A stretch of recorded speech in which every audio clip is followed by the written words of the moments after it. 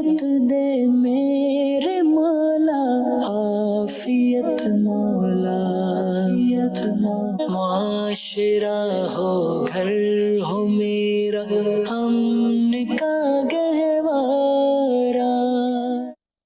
अल्हम्दुलिल्लाहि रब्बिल आलमीन वस्सलातु वस्सलामु अला सय्यिदिल मुरसलीन अम्मा बाद फ़अऊज़ु बिल्लाहि मिनश शैतानिर रजीम बिस्मिल्लाहिर रहमानिर रहीम अस्सलातु वस्सलामु अलैका या रसूल अल्लाह व अला आलिका व अस्हाबिका या हबीब अल्लाह अस्सलातु वस्सलामु अलैका या नबी अल्लाह व अला आलिका व अस्हाबिका या नूर अल्लाह।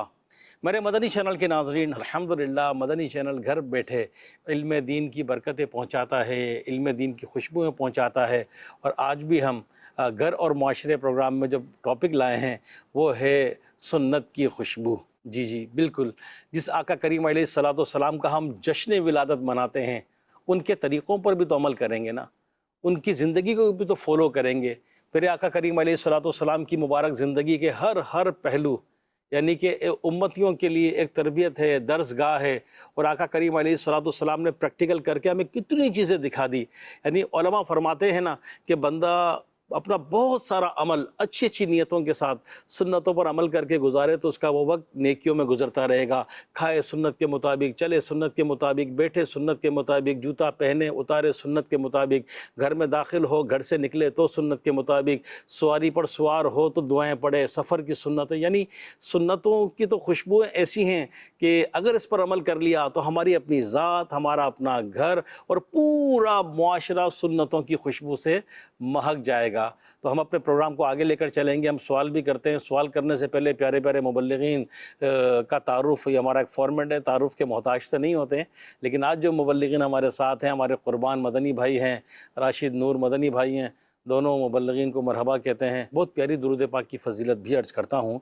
प्यारे आका मदीने वाले मुस्तफ़ा सल्लल्लाहु अलैहि वसल्लम का फ़रमान शफ़ाअत निशान है, बेशक अल्लाह ताला ने एक फ़रिश्ता मेरी क़ब्र पर मुक़र्रर फ़रमाया है जिसे तमाम मखलूक की आवाज़ें सुनने की ताकत अता फ़रमाई है। बस क़यामत तक जो कोई मुझ पर दुरूद पाक पढ़ता है तो वो मुझे उसका और उसके बाप का नाम पेश करता है।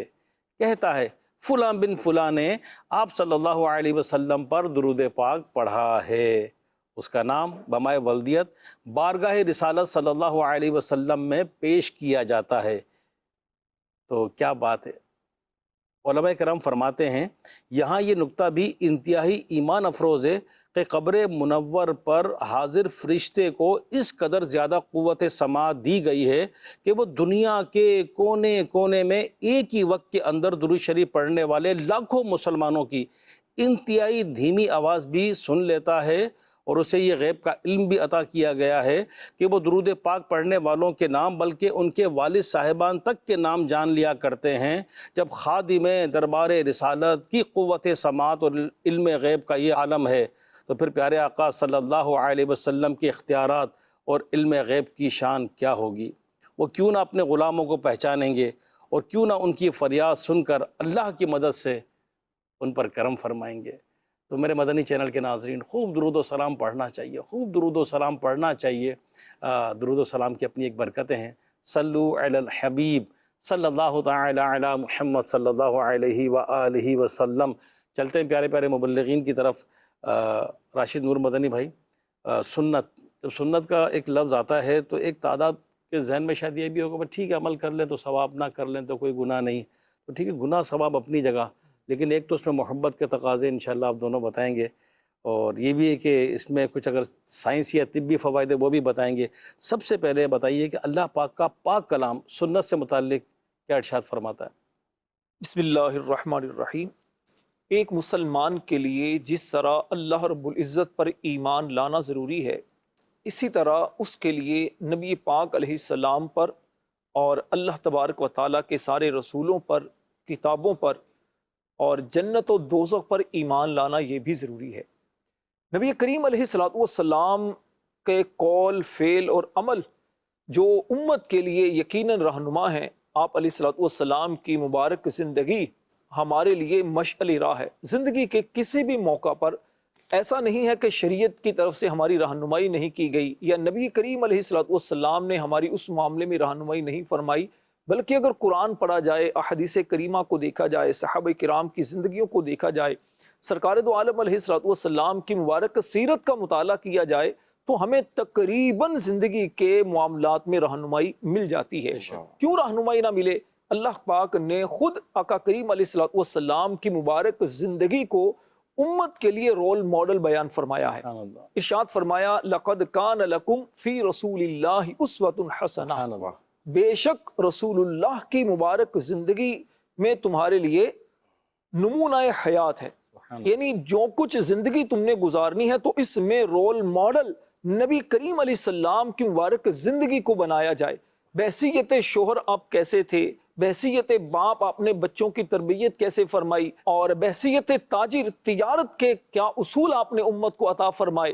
اسی طرح اولاد ہونے کی حیثیت سے آپ نے بی بی حلیمہ سعدیہ اور ان کے شوہر سیدنا حارث رضی اللہ تعالیٰ عنہ جو آپ کے رضائی والدین ہیں، ان کا ادب و احترام کر کے اور پھر ماں باپ کی عظمت و تقدس کو بیان کر کے امت کی جو رہنمائی فرمائی، یقیناً یہ ساری چیزیں ہمارے لیے مشعل راہ ہیں۔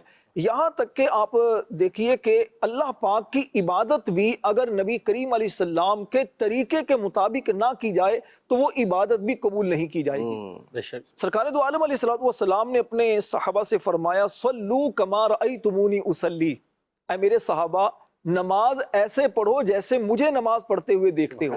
یعنی عبادت رب کی ہے، لیکن وہ عبادت قبول تبھی ہوگی جب نبی کریم علیہ السلام کے طریقے کے مطابق ہوگی، ورنہ قرآن کریم میں تو واضح فرما دیا گیا اقیم الصلاۃ، نماز قائم کرو، لیکن نماز قائم کرنی کیسے ہے، نماز کے شرائط، نماز کے فرائض واجبات کا خیال کیسے رکھنا ہے، نماز پڑھنے کا طریقہ کیا ہونا چاہیے، یہ تو قرآن نے بیان نہیں کیا۔ اسی طرح آتوا الزکاۃ قرآن نے فرمایا، لیکن زکوٰۃ کے احکامات کیا کیا ہیں یہ تو ہمیں سنت بتاتی ہے۔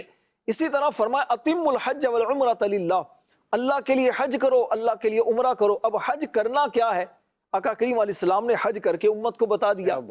اچھا اسی طرح پھر دیکھیے نبی کریم علیہ الصلوۃ والسلام کی سنت پر عمل کے بغیر بندہ اللہ کا پیارا نہیں بن سکتا۔ لاکھ اللہ کی عبادت کوئی کرتا رہے، کوئی نمازیں پڑھے، قرآن پڑھے، حج کرے، زکاتیں دے، خیرات کرے، کچھ بھی نیک اعمال کرتا رہے، لیکن نبی پاک علیہ السلام کی اگر اتباع وہ نہیں کر رہا، اگر وہ آقا کریم علیہ السلام کے بتائے ہوئے طریقوں کے مطابق زندگی نہیں گزار رہا تو اللہ کا محبوب نہیں بن سکتا۔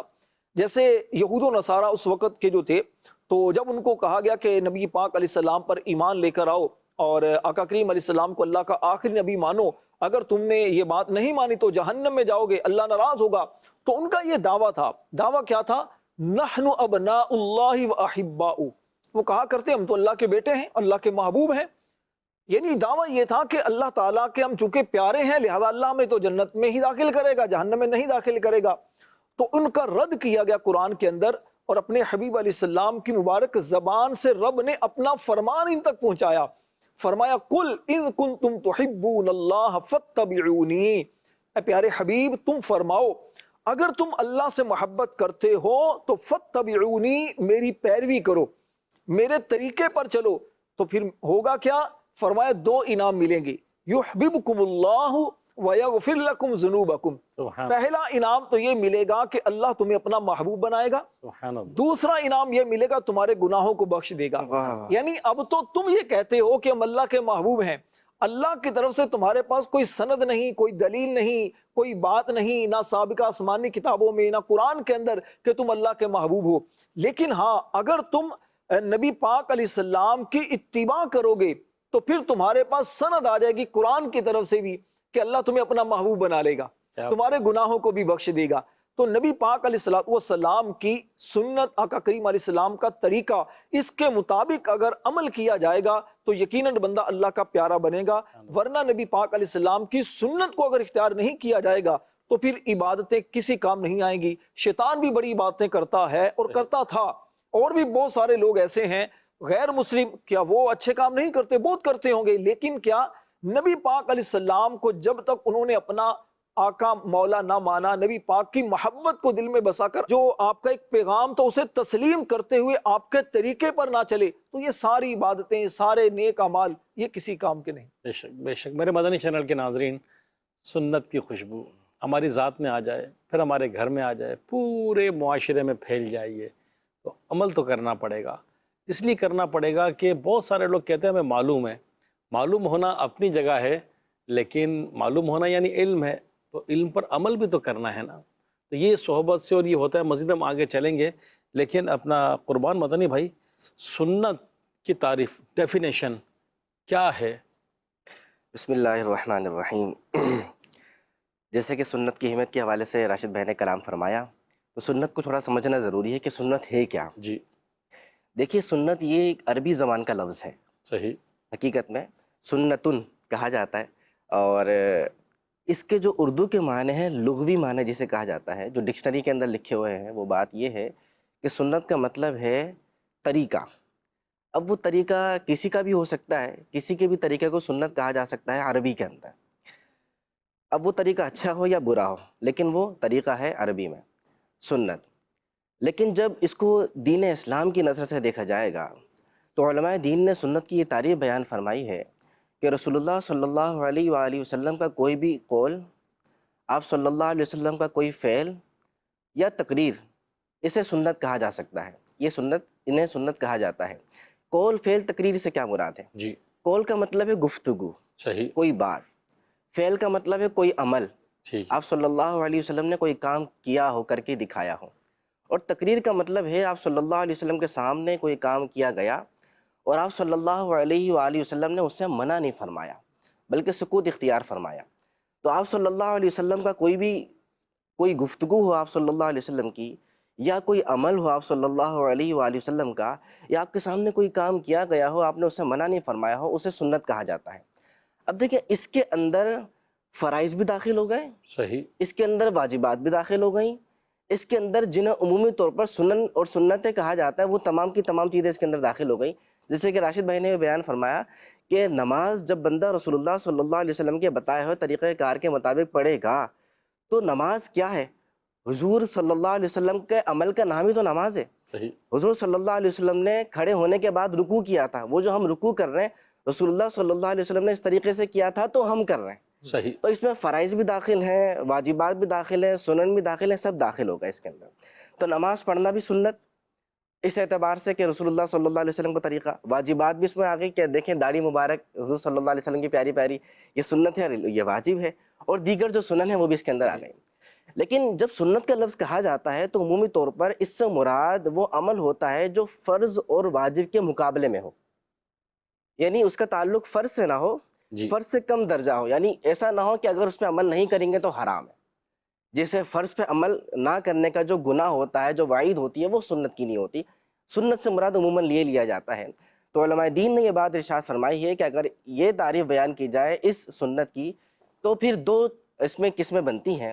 نمبر ایک یہ ہے، اسے کہا جاتا ہے سنن الہدا، اور دوسری ہے سنن الزوائد. سنن الہدا کیا ہے؟ رسول اللہ صلی اللہ علیہ وآلہ وسلم نے کوئی کام بطور عبادت اختیار کیا ہو تو وہ سنن ہدا کہلاتی ہے. لیکن آپ صلی اللہ علیہ وآلہ وسلم نے کوئی کام بطور عادت اختیار فرمایا ہو، بطور عادت کیا ہو، جیسے سونا، جاگنا، چلنا، پھرنا، کھانا، پینا، بطور عادت جس کام کو اختیار فرمایا ہو تو وہ کام سنن زوائد کے اندر آتی ہیں. لیکن یاد رکھیں، حضور جان عالم صلی اللہ علیہ وآلہ وسلم کی زندگی ہمارے لیے نمونہ حیات ہے، بے شک. اور ہماری خوش نصیبی ہے. یقین کیجیے مسلمانوں کی خوش نصیبی ہے. آپ اور جگہ جا کے دیکھیں، تھوڑا سا باہر نکل کے دیکھیں، ہمیں دیکھنے کی ویسے ضرورت بھی نہیں ہے، تو وہاں رول ماڈل تلاش کیا جا رہا ہے. کوئی ایسا مل جائے، کوئی ایسی پرسنالٹی مل جائے، کچھ ایسی باتیں مل جائیں کہ وہ اگر کسی شخص کے اندر 100% لاگو کر دی جائیں تو وہ اس کی زندگی باکمال زندگی بن جائے، بے مثال زندگی بن جائے، حسین اور خوبصورت زندگی بن جائے. اور اس معاشرے کے لوگ جب اس پہ عمل کریں تو وہ معاشرہ، وہ سوسائٹی خوبصورت سوسائٹی اور معاشرہ بن جائے. اسے کہا جاتا ہے آداب. جب آپ آداب کے مطابق کچھ اصول اور قوانین بنا کے زندگی گزارتے ہیں تو آپ کی زندگی خوبصورت ہوتی ہے، آپ کا کیریکٹر ایک اچھا کیریکٹر ہوتا ہے، اور آپ کا معاشرہ ایک اچھا معاشرہ بن جاتا ہے. لیکن ہماری خوش نصیبی یہ ہے کہ ہمیں اللہ تبارک و تعالیٰ نے رسول اللہ صلی اللہ علیہ وآلہ وسلم جیسی ہستی ہمیں عطا فرما دی، جن کا چلنا اٹھا لیجئے، ان کا پھرنا دیکھ لیجئے، ان کا بیٹھنا دیکھ لیجئے، ان کا عیادت کرنے کا انداز دیکھ لیجئے، ان کا گفتگو کرنے کا معاملہ دیکھ لیجئے، ان کا نماز کی ادائیگی دیکھ لیجئے، عبادت دیکھ لیں، معاملات دیکھ لیں، آپ صلی اللہ علیہ وسلم کا جو بھی انداز دیکھ لیں، وہ ایک مسلمان اگر اپناتا ہے تو وہ دنیا کے اندر بھی کامیابیوں کے زینے چڑھتا چلا جاتا ہے اور آخرت میں بھی کامیاب کیا ہوگا۔ بات۔ یہ سنت کی جو اہمیت ہے اس کے پیش نظر میں دو آپ کے سامنے روایت عرض کرتا ہوں۔ آپ صلی اللہ علیہ وآلہ وسلم نے ایک مقام پر حضرت انس رضی اللہ تعالیٰ عنہ کو ارشاد فرمایا کہ اگر تم سے ہو سکے کہ صبح و شام اس طرح کرو کہ کسی کے لیے تمہارے دل میں کینہ نہ ہو تو ایسا ہی کرو۔ پھر فرمایا آگے، اب دیکھیں سنت کی اہمیت، فرمایا من احیا سنتی، جس نے میری سنت زندہ کی، فقد احبنی، اس نے مجھ سے محبت، اور جس نے مجھ سے محبت کی وہ جنت میں میرے ساتھ ہو۔ سبحان اللہ۔ ایک اور مقام پر ارشاد فرمایا نا، من احب سنتی فقد احبنی ومن احبنی کان معی فی جنہ، جس نے میری سنت سے محبت کی تو اس نے مجھ سے محبت کی ہے، اور جس نے مجھ سے محبت کی وہ جنت میں میرے ساتھ ہوگا۔ تو ایک عاشق رسول کے لیے تو اتنا ہی کافی ہو جاتا ہے نا، اس کو آپ اور چیزیں بتاتے رہے سمجھاتے رہے وہ تو ٹھیک ہے، یہ تو سمجھے بونس میں بونس ہے، لیکن اس کے لیے اتنا ہی کافی، یار یہ کمال ہو گیا، میں حضور صلی اللہ علیہ وسلم کی سینہ پر آ رہا ہوں، آپ کے چلنے کا انداز اپنا رہا ہوں، آپ نے عبادت کس طریقے سے کی ہے وہ طریقہ اپنا رہا ہوں، حضور کا پڑوس مجھے مل رہا ہے، حضور کا ساتھ جنت میں مل رہا ہے۔ یہ تو ہو گئی اہمیت۔ ایک اور اہمیت دوسرے انداز سے بیان کی گئی، رسول اللہ صلی اللہ علیہ وسلم نے ارشاد فرمایا النکاح من سنتی، نکاح میری سنت سے، فمن رغب عن سنتی فلیس منی، جس نے میری سنت سے اعراض کیا، میری سنت سے دور ہوا، میری سنت سے منہ پھیرا، فرمایا فلیس منی، تو وہ مجھ سے نہیں ہے۔ اللہ، ایک مسلمان کے لیے بات کتنی بڑی بات ہے کہ رسول اللہ صلی اللہ علیہ وسلم نے ارشاد فرمایا کہ وہ مجھ سے نہیں ہے۔ تو اس سے ہمیں اندازہ ہو جانا چاہیے کہ سنت پر عمل کرنا اور سنت کی اہمیت ایک مسلمان کی زندگی میں کتنی زیادہ ہے، اس کی دنیا بہتر بنانے کے لیے اور اس کی آخرت بہتر بنانے کے لیے۔ میرے مدنی چینل کے ناظرین، واقعی یہ دنیا کا بھی تقاضا ہے۔ آج لوگ جو ہے وہ دنیا میں کسی کی سکسیس سٹوری سنتے ہیں، سمجھتے ہیں، دیکھتے ہیں، دنیاوی طور پر دیکھتے ہیں بڑی ترقی کی، کسی کے حسن و جمال سے متاثر ہوتے ہیں، خوبصورتی سے، بیوٹی سے، کسی کی طاقت سے، کسی کی سخاوت سے، کسی کے پیسے سے، کسی کے اختیارات سے، یعنی دیکھتا ہے نا بندہ کہ اس کے اندر یار یہ کوالٹیز ہے، تو اس کو رول ماڈل بناتے ہیں۔ آقا کریم علیہ السلام کی مبارک زندگی میں تو کیا نہیں ہے، کیا نہیں، ان سے کامیاب ترین انسان نہ کوئی ہوا ہے نہ ہوگا۔ کیسی ہستی ہیں کہ صحابہ کرام علیہم الرضوان نام پر جان قربان کر دیا کرتے تھے، جان قربان کرنے کے لیے تیار رہا کرتے تھے، دیکھ کر روتے تھے۔ حسن و جمال مصطفیٰ صلی اللہ علیہ وسلم کیسا کہ آ کر غم زدہ دیکھ لیں غم دور ہو جائیں، تو اور اختیارات دیکھ لیں، دو خزانوں کی چابیاں اللہ پاک نے اپنے محبوب کے دست قدرت میں دے دی ہے۔ محبوب خدا ہیں، مالک جنت ہیں، تو محبت کا تقاضا تو یہی ہے نا۔ تو رول ماڈل بنانے کا مقصد کیا ہے کہ جس کو بندہ رول ماڈل بناتا ہے اس کو فالو کرتا ہے۔ آقا کریم علیہ السلام نے تو ہر معاملے میں ہمیں عمل کر کے دکھا دیا۔ پھر ایک محبت کا بھی تو تقاضا ہے نا کہ جو کہتا ہے نا کہ جو کوئی کسی کا محبوب ہو نا، تو میرا محبوب اس طرح کھاتے تھے تو میں بھی کھاؤں، وہ اس طرح سوتے تھے تو میں بھی سوؤں، وہ اس طرح باتیں کرتے تھے میں بھی اس طرح باتیں کروں، وہ اس طرح چلتے تھے میں بھی اس طرح چلوں۔ سنتیں تو موجود ہیں، اور دعوت اسلامی کے یہ ماحول کی خصوصیت ہے کہ الحمدللہ باقاعدہ سنتیں سکھائی جاتی ہیں، سنتوں پر عمل سکھایا جاتا ہے، سنتوں کی یہ تحریک ہے، عالمگیر تحریک ہے یہ۔ تو سنتیں جیسے ہمارے مبلغین نے بتایا کہ سنتوں پر عمل کریں گے تو فرائض تو ادا ہو ہی جائیں گے، واجبات ادا تو ہو ہی جائیں گے۔ راشد نور بھائی، جیسے خدا نہ خواستہ شیطان بھی تو اپنا کام کرتا ہی ہے نا، کسی کے ذہن میں آ گیا کہ سنت کرتے ہیں، فرض تو کرتے نہیں۔ خیر آپ دونوں نے وضاحت کر دی کہ نماز بھی پڑھتے ہیں تو وہ سنت کے مطابق۔ میرے ذہن میں اور بھی مثالیں ہیں اس کے حوالے سے، میں عرض کروں کہ یہ جو لوگ کہتے ہیں نا کہ بھئی دیکھیں سنت پر تم زیادہ کرتے ہو، فرائض کی طرف تم آتے نہیں ہو، حالانکہ اگر تھوڑا سا یہ غور کریں، جو بندہ سنت کا عامل ہوگا تو فرائض تو لازمی وہ ادا کرے گا۔ کیا بات اب ہے۔ اس کو یوں سمجھیے کہ مثال کے طور پر جو شخص عصر سے پہلے کی 4 سنتیں پابندی سے پڑھنے کا عادی ہوگا، حالانکہ یہ غیر موقدہ سنتیں ہیں، ایسے ہی ٹھیک ہے، لیکن اگر کوئی عادی ہوگا 4 سنتیں پڑھنے کی، کیا وہ فرائض نہیں پڑھے گا؟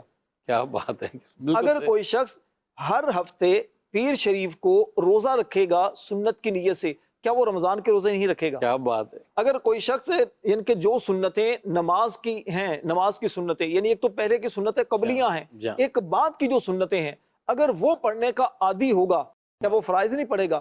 تو یہ ایک شیطانی وسوسہ ہے، یعنی لوگوں کو دین سے دور کرنے کا آپ یوں کہہ سکتے ہیں کہ یہ مؤثر ترین ایک طریقہ ہے کہ ان کے دل سے نبی پاک علیہ السلام کی محبت کو نکالا جائے معاذ اللہ، اور ان کو سنت سے دور کیا جائے، کیونکہ شیطان کو بھی یہ پتا ہے یہ سنت سے چمٹا رہے گا نا، سنت کو مضبوطی سے تھاما رہے گا، تو یہ فرائض پر تو اس سے زیادہ پختگی سے عمل رہے گا۔ دیکھیے سنتیں ایک ہوتی ہے مؤکدہ، ایک ہوتی ہے غیر مؤکدہ۔ غیر مؤکدہ سنتیں جو ہوتی ہیں، اگر یہ بندہ بھی پابندی سے پڑھے تو یقیناً انسان کے لیے باعث اجر و ثواب ہے۔ سب سے بڑی چیز کہ نبی پاک علیہ الصلوۃ والسلام کو مبارک طریقہ تھا، آقا کریم علیہ السلام کا عمل تھا۔ اور سنت مؤکدہ یعنی کہ ظہر سے پہلے کی جو 4 سنتیں ہیں، اسی طرح ظہر کے فرضوں کے بعد کی جو سنتیں ہیں، مغرب کے فرضوں کے بعد کی جو سنتیں ہیں، عشاء کے فرضوں کی بعد کی جو سنتیں ہیں، یہ سنتیں مؤکدہ کہلاتی ہیں۔ فجر سے پہلے کی 2 سنتیں ہیں۔ تو اب ان سنت مؤکدہ کو ایک آدھ مرتبہ اگر کسی نے ترک کر دیا، اس طرح اور کئی سنتیں ہیں، وضو کے اندر کئی سنتیں مؤکدہ ہیں، ایک آدھ بار اگر ترک کر دیا تو گناہ نہیں لیکن برا کیا اس نے، لیکن اگر اس کی عادت بنا لی تو اب یہ گناہگار ہو جائے گا اب تو، ٹھیک ہے۔ اسی طرح عبادت، اب میں اگر عبادت پر آؤں، آپ نے جو خاص طور پر جو چیز اٹھائی کہ فرائض واجبات اور سنتوں کی طرف توجہ نہ دینا، اب دیکھیے کئی عبادتیں ایسی ہیں اگر وہ سنت کے مطابق نہ کی جائیں تو وہ عبادت کرنا ہی جائز نہیں ہے۔ مثال کے طور پر 3 وقت ایسے ہیں کہ جس میں نماز پڑھنا مکروہ ہے، اوقات مکروہ جسے ہم کہتے ہیں۔ سورج نکلنے کے بعد سے لے کر 20 منٹ کا کم و بیش وقت ہوتا ہے، ایک وقت یہ آ گیا، پھر سورج غروب ہونے سے 20 منٹ پہلے کا وقت آ گیا، ایک بالکل جب سورج درمیان میں ہوتا ہے جسے عوام زوال کا وقت کہتی ہے۔ یہ جو 3 وقت مکروہ وقت ہیں، تو اس کے اندر کیا نماز پڑھنا جائز ہے؟ منع ہے، بالکل نہیں پڑھ سکتے۔ روزہ رکھنا بذات خود عبادت ہے، لیکن یہی روزہ رکھنا عید کے دن یہ حرام ہے، نہیں روزہ رکھ سکتے، ٹھیک ہے۔ اچھا اسی طرح اور بہت ساری چیزیں ہیں، صفا مروہ کے درمیان دوڑنا یہ سنت ہے۔ اب جان بوجھ کر اس سنت کا جو تارک ہے وہ یقیناً نبی پاک علیہ الصلوۃ والسلام کی سنت پر عمل نہیں کر رہا۔ صحابہ کرام علیہم رضوان کی زندگیوں کا اگر ہم جائزہ لیتے ہیں تو وہ سنت کے کس قدر دیوانے تھے۔ نبی پاک علیہ السلام کی ایک ایک چیز کو کوشش کرتے تھے ہم اس کو اختیار کریں، اگرچہ ضروری نہیں تھا، واجب نہیں تھا، لیکن محبت کا تقاضا یہی تھا کہ عمل کیا جائے۔ جس سے محبت ہوتی ہے تو پھر اس کی اطاعت بھی ہوتی ہے، اس کی اداؤں کو بھی اپنایا جاتا ہے۔ سیدنا ابو بکر صدیق رضی اللہ تعالیٰ عنہ نبی پاک علیہ السلام کی سنتوں کے بہت دیوانے تھے، ایک ایک چیز کو دیکھتے مزاج رسول سے آشنا تھے، ٹھیک ہے۔ پھر حضرت عبداللہ ابن عمر رضی اللہ تعالیٰ عنہ، یہ تو خاص طور پر ایک مشہور ان مانا کر صحابی رسول تھے کہ آقا کریم علیہ السلام کی سنتوں کو تلاش کیا کرتے تھے، کسی صحابی سے پتا چلے کہ یہ آقا کریم علیہ السلام نے سنت پر عمل کیا ہے۔ آپ کے کئی واقعات ہیں، ایک مشہور واقعہ کہ سیدنا عبداللہ ابن عمر رضی اللہ تعالیٰ عنہ کسی جگہ سے گزر رہے تھے تو ایک درخت تھوڑا اونچا درخت تھا لیکن اب جھک کر وہاں سے گزرے۔ کیا بات ہے! تو کسی نے کہا حضرت جھک کر کیوں گزر رہے ہیں، درخت تو اتنا اونچا ہے۔ فرمایا کہ درخت واقعی اونچا ہے لیکن میں آقا کریم علیہ السلام کے ساتھ ایک مرتبہ یہاں سے گزرا تھا تو اس وقت درخت کی شاخیں نیچے تھیں، تو آقا کریم علیہ السلام جھک کر گزرے تھے، میں تو اسی ادائے مصطفیٰ کو ادا کر رہا۔ کیا بات ہے! ایک مرتبہ حضرت عبداللہ ابن عمر رضی اللہ تعالیٰ اونٹنی پر سوار تھے تو کسی درخت کے گر چکر لگانے لگے۔ فرمایا حضرت اب کیا ہوا، یہ کیوں کر رہے ہیں؟ فرمایا میں نے آقا کریم علیہ السلام کو یوں کرتے دیکھا تھا، مجھے نہیں معلوم کیا کر رہا ہوں، ادائے مصطفیٰ کو ادا کر رہا ہوں۔ حضرت عثمان غنی رضی اللہ تعالیٰ عنہ، وضو کی حاجت پیش آئی، وضو کرنے کے لیے پانی منگوایا اور تیار بالکل ہو گئے، اس کے بعد وضو کرنے سے کیا، وضو کرنے کے بعد مسکرانے لگے، تو کسی نے عرض کی حضور کیوں مسکرا رہے ہیں؟ فرمایا اسی طرح آقا کریم علیہ السلام کو میں نے ایک مرتبہ وضو کرتے ہوئے دیکھا تھا اور دیکھ کر آقا کریم علیہ السلام بھی اس کے بعد مسکرائے تھے، میں تو اسی ادائے مصطفیٰ کو ادا کر رہا ہوں۔ یعنی صحابہ کرام ان کاموں میں نہیں پڑھتے تھے کہ آقا کریم علیہ السلام نے یہ کام کیوں کیا تھا، ان کے لیے صرف اتنا کافی تھا نبی پاک علیہ السلام نے یہ کیا ہے، بس کافی ہے۔ کیا بات! پیارے آقا علیہ السلام نے کچھ فرما دیا، بس یہ کافی ہے۔ ایک صحابی رسول آقا کریم علیہ السلام کی خدمت میں حاضر تھے، کچھ اور صحابہ بھی تھے، تو پیارے آقا علیہ السلام نے ان کے ہاتھ میں سونے کی انگوٹھی دیکھی، انگوٹھی آقا کریم علیہ السلام نے ان کے ہاتھ سے اتاری اور اتار کر پھینک دی، تو فرمایا کہ یہ جہنمیوں کا زیور ہے سونا۔ تو بعد میں آقا کریم علیہ السلام جب تشریف لے گئے تو لوگوں نے کہا کہ انگوٹھی اٹھا لو، گھر کی کسی خاتون کو دے دینا۔ فرمایا جس کو آقا کریم علیہ السلام نے پھینک دیا ہے میں اس کو کبھی بھی نہیں اٹھاؤں، کیونکہ آقا کریم علیہ السلام نے اس سے ناپسندیدگی کا اظہار فرمایا ہے۔ تو یہ ہمارے صحابہ کرام کا عمل تھا، پھر بزرگان دین کا عمل بھی اسی طرح ہی تھا۔ یہ سنت کی خوشبوؤں سے، یہ خوشبودار لوگ تھے کہ ان کی خوشبوؤں سے زمانے مہک اٹھے، معاشرے مہک اٹھے۔ اور اگر موجودہ دور کی بات کروں تو قبلہ امیر اہل سنت، امیر دعوت اسلامی کا سب سے نمایاں وصف جو پوری دنیا میں ان کی پہچان، وہ ہے سنت رسول سے محبت، سنتوں کو عام کرنا، آقا کریم علیہ السلام کی سنتوں کا پرچار کرنا۔ اور یہی وجہ ہے کہ جو بھی دعوت اسلامی سے منسلک ہوتا ہے سنتوں کا دیوانہ بنتا ہے تو اس کے ساتھ ساتھ پھر فرائض واجبات کی تو پابندی اس کی ہو جاتی ہے۔ واہ جی واہ۔ ماشاءاللہ کیا بات ہے میرے اس مدنی میں چینل کے ناظرین۔ میں عرض کرنا چاہ رہا جی تھا، قربان دیکھیں بھائی۔ دعوت اسلامی کا جو نام ہے دوسرا، اگر آپ غور کریں وہ کیا ہے؟ دعوت سنتوں اسلامی بھری کا تحریک۔ دوسرا نام نہیں، دعوت اسلامی کا دوسرا نام ہے مسجد بھرو تحریک۔ اللہ، اب مسجد بھرو، مسجد کس سے بھرتی ہیں؟ سبحان اللہ۔ مسجد تو نمازی سے بھرتی ہیں، ایک افضل عبادت، فرض عبادت نماز۔ تو دعوت اسلامی کا اتنا بڑا نیٹ ورک ہے، اس کا دوسرا نام مسجد بھرو تحریک ہے۔ تو فرائض اور واجبات پہ عمل کروانے والے اگر الحمدللہ دعوت اسلامی والے نہیں ہوں گے تو پھر کون ہوگا؟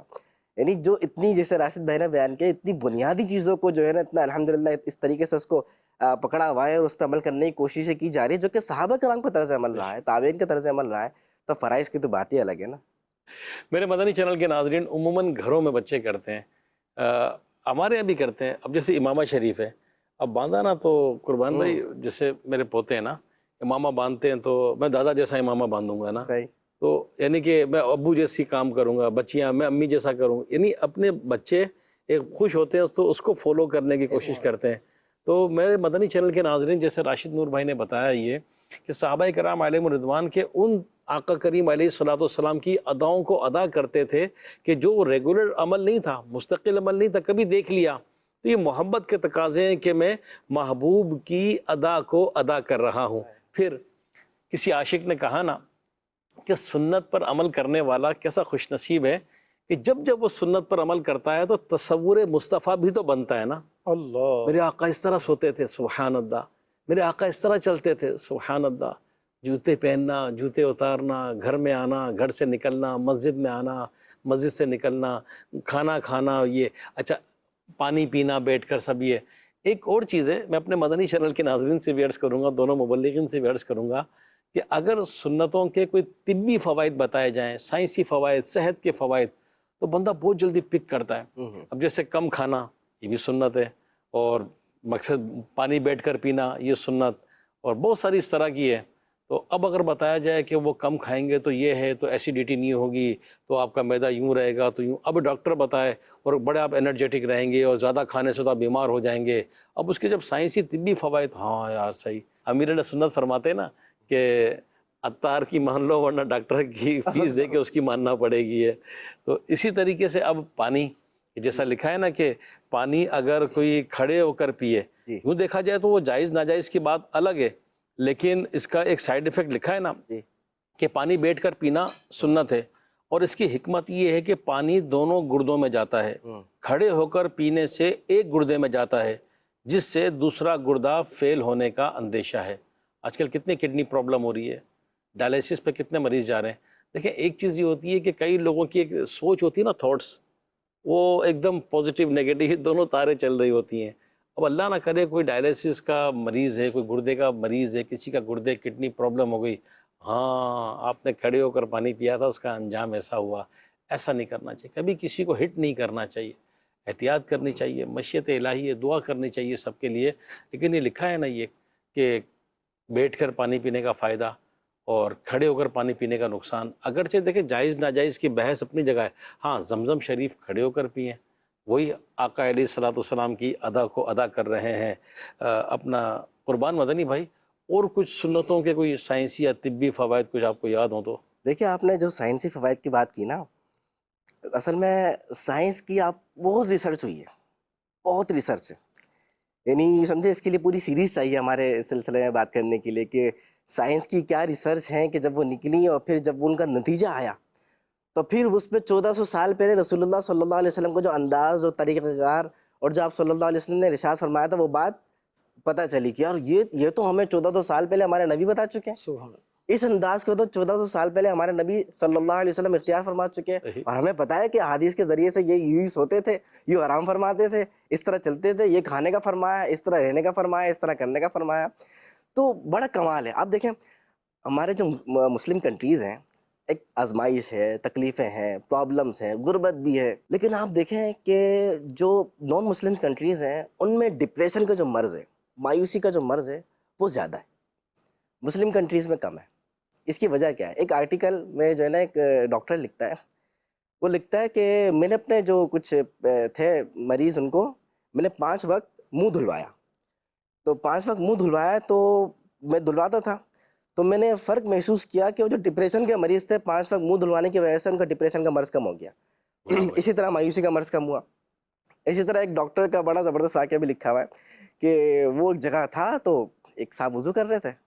وضو میں آپ سر کا مسا وغیرہ کرتے ہیں, ہاتھ پھیرتے ہیں, کیا کر رہا ہے, نارملی اس طرح کہاں اور جگہ ہوتا ہے, تو مسلمان کرتے ہیں, یہ کیا کر رہا ہے؟ اس نے مجھے کیا کر رہے ہو یہ؟ جی وضو کر رہا ہوں. اچھا وضو کر رہے ہو, یہ کتنے بار کرتے ہو؟ روزانہ 5 بار کرتے ہیں ہم. تو کہنے لگے کہ تمہارے علاقے میں پاگل خانے کتنے ہیں؟ اچھا. اللہ اکبر, پاگل خانے, عجیب سا سوال ہے کہ میں وضو کر رہا ہوں, بات کیا چل رہی ہے, پاگل خانے کتنے؟ کہ پتہ نہیں کوئی ہوگا ایک آدھ. اچھا وہ جو ڈاکٹر بات کر رہا تھا وہ جس ملک میں ہوتا ہے کہ وہاں بڑے پاگل خانے, اب یہاں مسلمان کو پتہ ہی نہیں پاگل خانے, دور دور تک نام و نشان نہیں, کوئی ایک آدھ ہے تو ہے. تو کہنے لگے فلاں کس ملک سے تعلق رکھتے ہو؟ جی فلاں ملک سے. کہنے لگے آپ لوگ چونکہ مسلمان ہو, آپ لوگ چونکہ نماز کی ادائیگی سے پہلے اس طرح وضو کرتے ہو اور یہ ہاتھ پھیرتے ہو, تو جو اس طرح یہاں گردن کو تر رکھے اور 5 مرتبہ اس کو تر کرے تو وہ پاگل ہونے سے محفوظ ہو جاتا ہے. اس لیے آپ کے ملک کے اندر پاگل خانے کم ہیں. اب دیکھیں یہ حضور جان عالم صلی اللہ علیہ وسلم کا ایک انداز مبارک تھا کہ آپ قیلولہ فرمایا کرتے تھے. جو دوپہر کا وقت ہے مختصر ٹائم پیریڈ کے لیے آرام فرمایا کرتے تھے, یہ قیلولہ ہوتا ہے. اب جو ریسرچ آ رہی ہے نا سامنے, بڑی کمال کی ریسرچ آ رہی ہے, بندہ حیران رہ جائے, اسپیشلی جو اسٹوڈنٹس ہیں ان کے لیے, کہ وہ جب پورا صبح جاتے ہیں, اسکول جاتے ہیں, کالج جاتے ہیں, یونیورسٹیز جاتے ہیں, وہاں سے آتے ہیں, اس کے بعد جب وہ آ کے جب آتے ہیں پڑھنے کے بعد, اب ان کی جو پورا پڑھا ہوتا ہے 5 گھنٹے 6 گھنٹے, وہ ایک دم ڈیلیٹ نہ ہو جائے, ضائع نہ ہو جائے, انہوں نے پڑھا ہے. تو اس کے لیے ریسرچ یہ کی تھی کہ آپ تھوڑی دیر کے لیے آرام کر لیں. جب آپ چند منٹ کے لیے آرام کریں گے نا, اس وقت میں جتنا آپ نے پڑھا ہے وہ کئی گنا زیادہ اسپیڈ سے ریورس ہونا شروع ہو جائے گا, یعنی کسی سے کہتے ہیں ریپیٹ ہونا, وہ ریپیٹ ہونا شروع ہو جائے گا. اس سے ہوگا یہ کہ ایک چیز آپ ایک بار پڑھتے ہیں نا, لیکن اسی کو آپ 10 بار پڑھ لیں, اس کو آپ 20 بار پڑھ لیں, تو کیسے پکی ہو جائے گی. تو تھوڑی دیر آرام کرنے سے دماغ کے اندر چونکہ وہ نئی میموری تھی نا, وہ دوبارہ بیک اپ اس کا ہونا شروع ہوا, دوبارہ وہ واپس آ رہی جا رہی, واپس آ رہی جا رہی. اس سے یہ ہوتا ہے کہ وہ چیز بہت دیر تک کے لیے آپ کو یاد ہو جاتی ہے اور اس کا زیادہ فائدہ ہوتا ہے. اسی طرح جو کام کرنے والے حضرات ہیں, جیسے آفس میں کام کرتے ہیں, اپنا ورک شاپ وغیرہ پہ کام کرتے ہیں, تو ان کا یہ ہے کہ وہ جب دوپہر کا وقت ہوتا ہے, صبح سے کام کر رہے ہیں, دوپہر تک تھکاوٹ سی ہو جاتی ہے, دماغ جو ہے نا تخلیقی صلاحیت اس کی کم ہو جاتی ہے بالکل. تو ان کو کہا جاتا ہے کہ آپ اس وقت کے لیے تھوڑی دیر کے لیے آرام کریں. اس سے ایک تو دماغ تیز ہوتا ہے, اور دماغ کی جو وہ صلاحیت تھی, وہ جو پرزے تھے جو بالکل ڈاؤن ہونا شروع ہو گئے تھے, وہ دوبارہ سے رینیویٹ ہوتے ہیں اور دوبارہ سے کام کرنا شروع کر دیتے ہیں. یہ کون سا طریقہ ہے 1400 سال پہلے آقا نامدار صلی اللہ علیہ وسلم نے ہمیں کر کے دکھایا. اچھا میں قیلولہ کے بارے میں تھوڑی سی بات ہوتا ہوں, مجھے ایک چیز یاد آ رہی ہے. اب دیکھیں قیلولہ کرنا یہ تو سنت ہے نا, قیلولہ کا وقت جو ہے ظہر کی نماز سے کچھ پہلے یہ ہے. اچھا اب عربی کے اندر نا 3 لفظ اس کے لیے استعمال ہوتے ہیں. ایک تو ہے فجر کے فوراً بعد سونا, یہ سنت بھی نہیں اور منع بھی کیا گیا, اور آقا کریم علیہ السلام نے خاص طور پر دعا فرمائی ہے کہ یا اللہ میری امت کی صبحوں میں برکت نازل فرما. تو فجر کے بعد جو بندہ عبادت میں مصروف رہتا ہے, ذکر و اذکار میں مصروف رہتا ہے, دعا کرتا ہے, اس کی دعا جلدی قبول ہوتی ہے, اور اس وقت یاد کیا جائے تو ریسرچ بھی یہی بتاتی ہے کہ اس وقت بہت جلدی یاد ہوتا ہے. اور خاص طور پر جو حافظ قرآن ہوتے ہیں نا, ان کا وقت یہ ہوتا ہے سبق یاد کرنے کا. اب جس نے قرآن حفظ کیا ہو یا کچھ یاد کرنے کا جسے ہو نا پریکٹیکل, تو وہ یقیناً اس کو اچھی طرح سمجھ سکتا ہے. اچھا اسی طرح عصر کے بعد سونا پاگل پن لاتا ہے, ٹھیک ہے, ریسرچ بھی یہ بتاتی ہے کہ اس وقت کا سونا مناسب نہیں. تو ایک لفظ ہے حیلولہ. حیلولہ عربی میں کہتے ہیں فجر کے بعد سونے کو, فجر کے بعد سونے کو. اور یہ حیلولہ کہنے, حیلولہ حائل سے ہے, یعنی روکنا, حائل ہونا, کیونکہ یہ سونا رزق اور بندے کے درمیان حائل ہوتا ہے, اس لیے اسے حیلولہ کہتے ہیں. اور قیلولہ, قیلولہ یہ ہے زوال کے وقت سونا, یعنی ظہر کا جو وقت ہوتا ہے شروع ہونے اور ظہر کی نماز سے پہلے جو وقت ہوتا ہے تھوڑا سا اس وقت آرام کرنا. یہ بندے کو کیا کیا فوائد ملتے ہیں, یہ کچھ ہمارے قربان بھائی نے بیان کیے کہ اس سے میموری بھی تیز ہوتی ہے اور بھی بہت سارے فوائد حاصل ہوتے ہیں. اور تیسرا عصر کے بعد سونا. عصر کے بعد سونے کو عربی میں کہا جاتا ہے عیلولہ. عیلولہ علت سے ہے, بیماری سے. اس وقت کا سونا دماغی طور پر بھی نقصان دہ, جسمانی طور پر بھی نقصان دہ, اور حافظے کے لیے بھی نقصان دہ, کیونکہ یہ ایک تو بیماری کو لاتا ہے, دل کی بیماری کو لاتا ہے, سینے کو تنگ کرتا ہے, اور اسی طرح اور بھی اس کے کئی نقصانات ہیں کہ پاگل پن کا اندیشہ رہتا ہے, اس طرح روایات کے اندر ہے. تو آپ دیکھیے کہ ایک سنت پر عمل کرنے سے فوائد کتنے ہیں, اور اس کی مخالفت کرنے سے ان جگہوں پر آرام کرنا یا اس وقت کا استعمال کرنا جس میں منع کیا گیا, آقا کریم علیہ السلام کی جو سنت نہیں ہے تو اس کے نقصانات کتنے زیادہ ہیں۔ میرے مدنی چینل کے ناظرین، ہمارا پروگرام شروع ہوتا ہے، باتیں کرتے کرتے ماشاءاللہ آگے بڑھتے رہتے ہیں۔ سنت کی خوشبو بڑی پیاری خوشبو ہے، جیسے روزے کے بارے میں کہ روزہ رکھو صحت یاب ہو جاؤ گے، یہ تو آج دنیا اس پر ریسرچ کر رہی ہے، دنیا ریسرچ کر رہی ہے کہ 14-15 گھنٹے فاسٹنگ ہونی چاہیے، کہ اس میں صحت ہو رہی ہے۔ لوگ مقصد جو لوگ مسلمان نہیں ہیں وہ بھی اس چیز کو اب اپنے یہاں نافذ کر رہے ہیں کہ فاسٹنگ ہونی چاہیے، 12-14 گھنٹے خالی پیٹ رہنا چاہیے، بہت سارے فوائد آ رہے ہیں۔ تو آقا کریم علیہ السلام تو ہر پیر کو اپنا یوم ولادت منایا کرتے تھے روزہ رکھ کر، پھر رمضان کے روزے یہ، تو اسی طرح اپنا کھانا کھانا، بھوک سے کم کھانا کھانا چاہیے۔ کہتے ہیں نا اوور ایٹنگ، بہت ساری بیماریاں جو ہے وہ اوور ایٹنگ کی وجہ سے ہو رہی ہے، جیسے سونے کا بتایا، سونے میں بے ترتیبی، یعنی ایک دیکھیں نا لائف کے اندر ڈسپلن ہے، ایک ڈسپلن ہے، ہر چیز سنت کے مطابق لے لیں، لائف کے اندر ڈسپلن آ جائے گا۔ مسجد میں داخل ہونے کی بھی سنتیں ہیں، جب مسجد میں بندہ جائے گا تو اللہ کا عبادت ہی کرے گا، اللہ کا ذکر ہی کرے گا۔ جیسے طبی فوائد سے متعلق بتایا، تو میرے پاس بھی لکھا ہے کہ سنت اور سائنس میں مقصد یہ لکھا ہے کہ زمین پر بیٹھ کر کھانا تناول کرنا سنت ہے۔ اس کی سائنسی تحقیق یہ ہے کہ زمین پر بیٹھ کر کھانے سے کھانا بہتر طور پر ہضم ہوتا ہے، کیونکہ زمین پر بیٹھنے سے جسم زیادہ آرام دہ حالت میں ہوتا ہے۔ نیچے بیٹھ کر کھانے سے کمر، ران اور ٹانگوں کے عضلات میں لچک پیدا ہوتی ہے اور دردوں سے نجات ملتی ہے۔ زمین پر بیٹھ کر کھانا کھانے سے دل کی صحت بہتر ہوتی ہے اور دوران خون بھی بہتر ہو جاتا ہے، یعنی خون کا جو دورانیہ ہے وہ بھی بہتر ہو جاتا ہے، جس کے نتیجے میں دل کی بیماریوں خصوصاً ہارٹ اٹیک کا خدشہ بہت کم ہو جاتا ہے۔ اب دیکھیں، اب ڈاکٹر کی یہ بات سن کر، یہ والی جو ڈاکٹر سے مراد ایک تحقیق، سائنسی تحقیق کہ زمین پر بیٹھ کے کھانے کے فوائد کیا ہیں، یعنی ہر سنت میں حکمت تو ہے ہی نا، ہر سنت میں حکمت ہے۔ آقا کریم علیہ السلام نے کر دیا، فائدہ ہی فائدہ ہے، دنیا میں بھی فائدہ، آخرت میں بھی فائدہ۔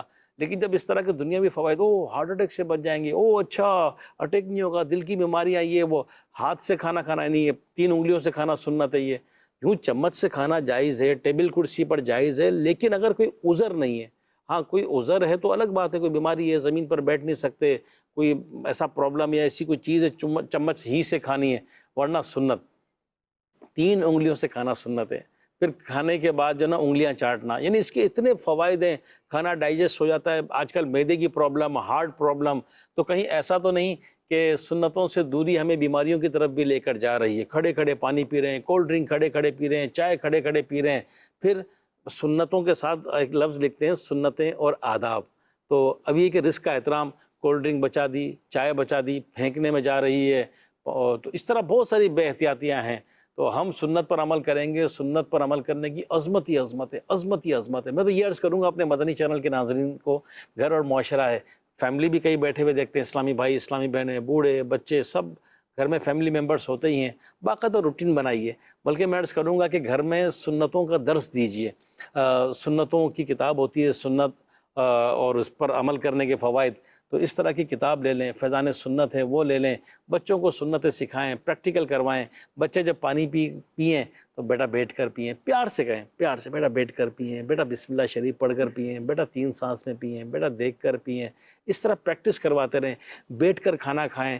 پھر میں دونوں مبلغین سے عرض کروں گا کہ جیسے دعائیں، اتنا دعا مانگتے رہیں، تو کھانے سے پہلے کی دعا، کھانے کے بعد کی دعا، گھر میں داخل ہونے کی دعا، گھر سے نکلنے کی دعا، مسجد میں داخل ہونے کی دعا، مسجد سے نکلنے کی دعا، یعنی قدم قدم پر دعائیں دعائیں دعائیں دعائیں۔ یعنی ایک طرف یہ کہ اگر آقا کریم علیہ السلام نے یہ دعائیں پڑھی تو دعا تو رب سے کی جاتی ہے، تو آقا سے تعلق مضبوط ہوگا تو رب سے تعلق مضبوط ہوگا، اور بندہ چلتے پھرتے دعائیں کرتا رہے گا، دعائیں کرتا رہے گا۔ تو اس سے متعلق کیا فرمائیں گے قربان بھائی؟ میں اس حوالے سے عرض کرتا ہوں، اس سے پہلے میں عرض کرنا چاہ رہا ہوں کہ آپ نے جیسے سنت کے حوالے سے بات کی نا کہ سنتوں پہ عمل کرنا چاہیے، لیکن اس میں بالخصوص جو علاج معالجے کے معاملات ہوتے ہیں نا، جو احادیث میں آئے ہیں، اس میں بھی جب آپ دیکھیں گے شارحین نے بات بتائی ہے، واضح کی ہے بہت سارے جگہ پہ کہ یہ علاج فلاں نہیں کر سکتے، فلاں کر سکتے ہیں، اس پہ یہ عمل کر سکتے ہیں، وہ عمل نہیں کر سکتے، اس موسم میں کر سکتے ہیں، اس موسم میں نہیں کر سکتے۔ تو جو حدیث مبارک ہمارے سامنے آئے، اس کے جو 2 جملے ہیں، اس سے ہم نتیجہ اخذ نہیں کر سکتے۔ اس کے لیے جو ہمارے علماء کرام ہیں وہ بھی اسی بات کی رہنمائی فرماتے ہیں کہ آپ ماہر ڈاکٹر کے پاس جائیں، جو اس فیلڈ کے ماہرین ہیں ان کے پاس جائیں، اور پھر دیکھیں کہ آیا جس علاج کا آپ سنت کہہ رہے ہیں وہ آیا آپ کے لیے ہے بھی موافق ہے بھی، فائدہ مند ہے بھی یا نہیں ہے، طبیعت کے اور طبیعت کے موافق نہیں ہوتا، موسم کے موافق نہیں ہوتا. جو عرب تھے نا، عرب وہ گرم علاقہ تھا، اس کے مطابق آقا نامدار صلی اللہ علیہ وسلم نے علاج ارشاد فرمائے، اور وہ آپ صلی اللہ علیہ وسلم کی پیاری گفتگو تھی، وہ ہم تک پہنچے. تو بہت ساری چیزیں دیکھی جاتی ہیں، ماہرین بتاتے ہیں کہ اس میں عمل ہوگا یا نہیں ہوگا. تو اس وقت چونکہ بہت سارے ایسے دکانیں چل رہی ہوتی ہیں کہ جی یہ سنت علاج ہے اور ایسا ہے اور سنت میں شفا ہے. بالکل سنت کے اندر شفا ہے، لیکن اس کو طریقہ کار کے مطابق اپنانے میں، اس پر عمل کریں گے تو پھر اس کے اندر شفا ہے. کئی چیزیں تو ہوتی ہیں ایسے کہ جس کے لیے کوئی، جیسے رکن شورا نے کئی چیزیں بتائی نا، جیسے بیٹھ کر کھانا ہے، کمال ہے. اب اس کے لیے کوئی ضروری ہے کہ ڈاکٹر سے پوچھا جائے بیٹھ کر کھانے میں شفا ملے گی یا روزہ رکھنے میں کچھ ہوگا یا نہیں ہوگا. تو اس طرح کی تو چیزیں تو یہ علاج نہیں ہے، ایسے ہی. یہ باقاعدہ سنت پر عمل. اچھا، جو آپ نے بات کی نا کہ جیسے دعائیں وغیرہ کا سلسلہ ہوا جائے گھر کے اندر اور جو سنتوں کا ہے، اچھا اس میں پتہ ہے کیا ہے، جب جو بڑے ہیں نا، بڑے والد ہیں، والدہ ہیں، بڑے بھائی ہیں، اچھا وہ خود پڑھتے ہوئے جائیں گے نا، تو جیسے مسجد کے اندر داخل ہو رہے ہیں تو داخل ہونے کی دعا پڑھ لی، سب گاڑی پہ بیٹھے سبحان الذی سخر لنا ھذا وما كنا پڑھتے ہوئے جا رہے ہیں. اچھا ابھی بچوں کو کس نے کہنا ہے، یہ پریکٹیکل میں بات عرض کر رہا ہوں. آپ ایک دو بار پڑھیں، دوسری بار پڑھیں، بچے کے ذہن میں سوال آئے گا، یہ کیا ہو رہا ہے، یہ کیا پڑھ رہے ہیں. اچھا جب مسجد کے اندر داخل ہوتے ہیں تو وہ یہ سیدھا پیر اس میں کیوں داخل کیا جا رہا ہے. اچھا جب کھانا کھا رہے ہیں، کھانا لگ گیا ہے، اچھا بھلے بیٹھے ہوئے تھے ابو جان، یہ اٹھے ایک دم گئے وضو اور ہاتھ دھو کے پھر آ گئے. تو جب بیٹھے ہوئے کھانا لگ گیا اپنا شروع کر لیں، یہ اٹھ کے جانا ہاتھ وغیرہ کیوں دھو رہے ہیں. تو جب سوال ذہن میں آتا ہے تو اس سے کیا ہوتا ہے، جب بچہ جواب مانگتا ہے، جواب پوچھتا ہے ابو اس طرح کرتے ہیں، اس طرح کرتے ہیں، اس میں جو پختگی آتی ہے نا عمل کی، پختگی بہت اچھے انداز سے آتی ہے اور بچہ اس کو خود جو ہے نا اس کو لیا کرتا ہے. تو سب سے پہلے جو ہماری ذمہ داری ہے وہ یہ ہے کہ ہم خود اس پہ عمل کریں. یا میں ایسی چلے کہ بیٹا مسجد میں جانے سے پہلے دعا پڑھنی چاہیے، تو جب ہم اس پہ پہلے عمل کریں گے پھر ساتھ ساتھ ترغیب بھی دے، بیٹا یہ مسجد میں جانے کی دعا ہے اور اس کو پڑھنا چاہیے. ہمارے نبی صلی اللہ علیہ وسلم نے مسجد میں داخل ہونے سے پہلے یہ دعا پڑھی ہے. بیٹا جب گھر میں آتے ہیں، اللہ کے نبی صلی اللہ علیہ وسلم کا یہ طریقہ کار رہا ہے، اور جو بیٹا جب بڑے بیٹھے ہوئے ہوتے ہیں تو یہ انداز رہا ہے، کسی کو دینے کا یہ انداز ہے، لینے کا یہ انداز ہے، سیدھے ہاتھ کے استعمال کا یہ انداز ہے. جب یہ اس طریقے سے چلتا ہے، اچھا میرا یہ اس میں یہ ہے کہ آپ حکم دینے کے بجائے یہ بتائیں کہ یہ رسول اللہ صلی اللہ علیہ وسلم کا انداز. سبحان اللہ. ایک تو محبت بڑھے گی اور اس کو پتہ چلے گا کہ یار یہ اتنا پیارا انداز، کیونکہ حضور صلی اللہ علیہ وسلم کا جو انداز ہے اس میں ایک حسن ہے، ایک خوبصورتی ہے، ایک جسے کہتے ہیں نا کہ چاشنی ہے، مزہ ہے اس کے اندر. تو جب بچوں کو یہ اس انداز سے بتایا جائے، اور جیسے آپ نے سائنسی فوائد بتائے، جو بچے ہوتے ہیں نا، بچے کا دماغ بچوں والا ہوتا ہے، اس طریقے سے بتایا جائے گا تو انشاءاللہ اس کا پھر وہ ایک وقت وہ آئے گا کہ وہ محبت اور عشق کے اندر ڈوب کے تمام کام کرنے والا ہوگا. اچھا یہاں پہ میں ایک بات اور عرض کروں کہ دیکھیں، سنت پر بالکل عمل کرنا چاہیے، بالکل کرنا ہے، لیکن اگر کوئی شخص سنت پر عمل کرنا اس لیے چھوڑ رہا ہے کہ کوئی تکبر ہے، یا اس لیے چھوڑ رہا ہے کہ وہ کوئی حقیر جانتا ہے، جی نہیں یہ کیا، میں یہ نہیں چل رہا آج کل، یہ چل رہا ہے، وہ آج کل میں ہی وہ لگا ہوا ہے، تو اس کی وعید آئی ہے. اب دیکھیں اس کو ہم اس بات سے سمجھتے ہیں، رسول اللہ صلی اللہ علیہ وسلم کی خدمت میں حضرت سلمہ بن اکوع رضی اللہ تعالی عنہ تھے، اور وہ ارشاد فرماتے ہیں کہ